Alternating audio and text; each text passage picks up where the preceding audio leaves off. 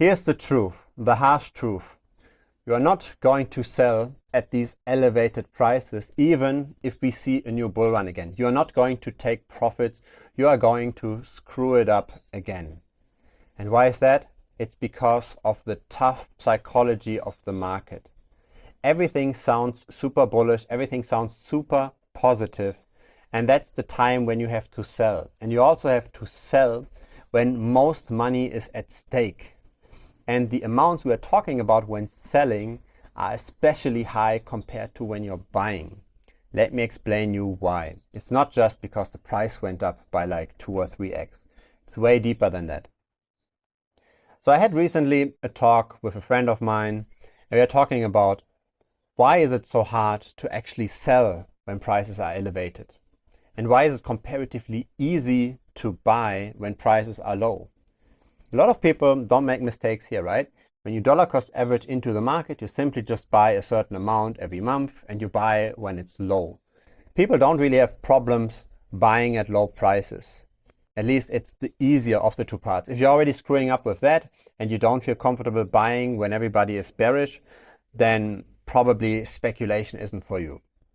But if you're okay doing that, and let's assume you are, right? You're simply just believing in Bitcoin, for example, and you're buying every month.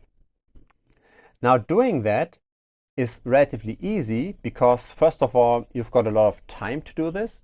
Prices tend to be at low levels for a prolonged period of time. And second, because the amounts that you're looking at are relatively low. So let's look at the following, right? I was dollar cost averaging into the market at the beginning of 2018. Okay, so the price was at around 6.5K at the time for Bitcoin. Now, the price continued moving sideways for quite a while. I continued buying every month, and then it crashed, right? There was the minor capitulation in 2019 where the price went to like 3.5K. But still, I continued buying because so far, right, like every single month, I just put down a little bit of money, and even if it went down by 50%, I didn't really care. The amounts weren't that large. I simply just continue buying in because you believe at some point in time Bitcoin will recover. You looked at all the fundamentals and you think that the properties of the asset, etc., are solid enough that probably at some point in time you will see the next bull rally, right? That's basically the prerequisite for DCAing in. You need to believe in this in the long term. So just buying in relatively blindly. You're not even looking at the price that often because not a lot of things are happening in crypto anyways, right? The market is simply just dormant. Now, the way the crypto market, or any market for that matter, actually behaves is you then see these rallies that build on top of each other, right? That build up momentum. So the price tends to floor, then it tends to appreciate somewhat, and then more and more people get attention on the token, on the house, on Bitcoin, whatever it is, right? On the asset. And the price tends to rise steeper and steeper. And so when you look at the historical price developments, for example, Bitcoin on a logarithmic graph, you see the price is at these low levels of this channel relatively for a long time. Then it spikes up. And then at the high level, it's for a very brief period. And then it crashes down. So it's really like a wave pattern, right? It goes up steeply. It's a very short period of time here. And then it crashes down again. So it's up, down, but it's for a much longer period of time at the bottom price than for this very brief period of time at the top price. So buying at the low price, simply just in terms of probability, if you take a random point in time, buying low is much easier than selling high. Now you can still identify when the price is high, right? Through all kinds of models, market value to realized value, logarithmic regression, activity on chain, how many transactions are happening, etc. So you kind of have a feeling when prices are elevated. But at the other hand, you still see the price rising very quickly. And if you just time it wrong for like a week or two, you might be off by like 20-30%. So it's kind of hard to sell into a bull run when it might still go up that much. Now, why is it so much harder to sell at these elevated prices than to buy low? It's because more money is involved. Let's say you buy, let's take a random amount, let's say $1,000 every month of Bitcoin. Okay, you DCA in $1,000 every month, you put in 12K in a year. And let's now say the cycle is 4 years for simplicity. So let's say you dollar cost average in for 3 years. Now you've got $36,000 invested. But each time when you bought, you basically had transactions of $1,000, right? So that's kind of like your reference point, $1,000, and it simply just continues building up. There might be a bit of volatility within that time, so you might even do a bit of dynamic DCAing in, maybe buy a bit more when it's lower. So maybe after the 3 years, you even have now 40K. Okay, the price didn't do much yet.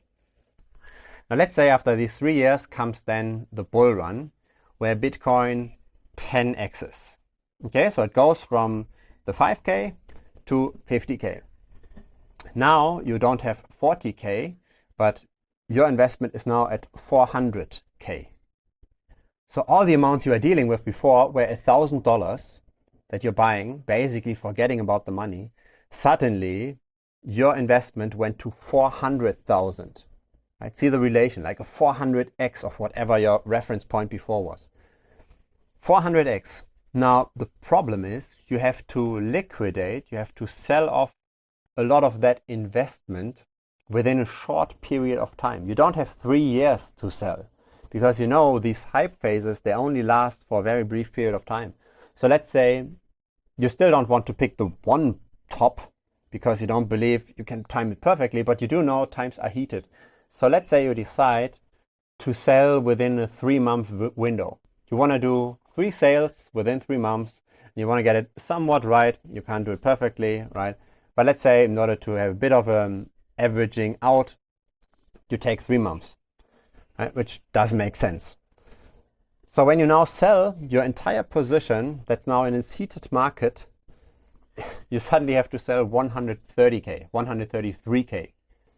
So your buying amounts are 1K, your selling amounts are 133K. And that's why it's so much more emotional, so much harder to sell. Your selling amounts have to be way, way bigger than your buying amounts because of the price appreciation, because of the longer time horizon that you're buying. Your buying horizon is longer than your selling horizon.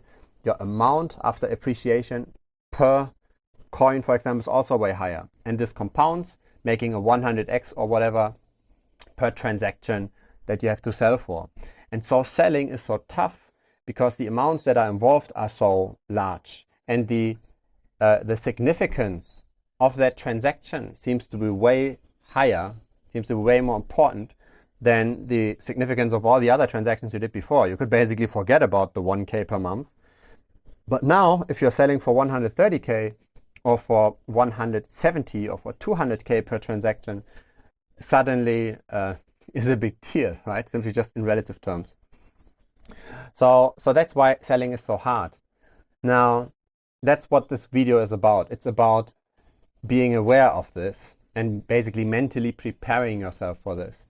When you are selling, when the market is heated, you're obviously not going to pick the perfect top.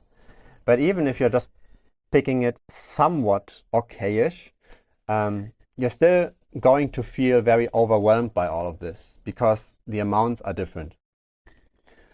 So that's why the title of this video is You're Not Going to Sell High Again, because most people just get analysis paralysis from this if you haven't thought about this beforehand. They simply just think, maybe it can go a bit higher, maybe I should write this a bit longer. Everybody around me thinks it's now the perfect time to hold. We will see the 100K in Bitcoin again. These kind of ideas, right? You had all these even super cycle theories. You had all this bullishness. Everybody was talking about Bitcoin reaching new highs. And that's then the time when you have to sell. This is hard, right? Being super contrarian when all people around you say, continue holding. And when also, while you did the holding, you got so much positive feedback from this, right? You made all the money and everybody thinks now let's continue to hold and continue to make more money, but you should do the exact opposite. The same way as now, right? Nobody is interested in Bitcoin. Nobody's interested in crypto. Subscriber numbers of YouTube channels go down. And you should be buying during these kinds of times. But this is easier because it's less money. It's only $1,000 or let's say $100, whatever you save, right? It's way easier because the amounts are smaller. But once these amounts are 100x, you have to make a really strong decision against everybody else. That's also very relevant in terms of your wealth, right? Because it simply grew so much. So be prepared for this. If you want to avoid too much emotional hassle, the way to somewhat mitigate this is to lengthen your sell horizon somewhat. Right? So when you think we are heated, maybe split up the selling, not across 3 months, but maybe across 6 months. Be aware though that you're likely going to get less profit out of this because you're getting even less of this short-term peak. So there's some kind of a balancing act to be made here. But that's kind of the idea. You want to be dollar cost averaging in. You don't want to have the same pace of dollar cost averaging out with the same dollar amount or with the same Bitcoin amount. You do want to dollar cost average out faster.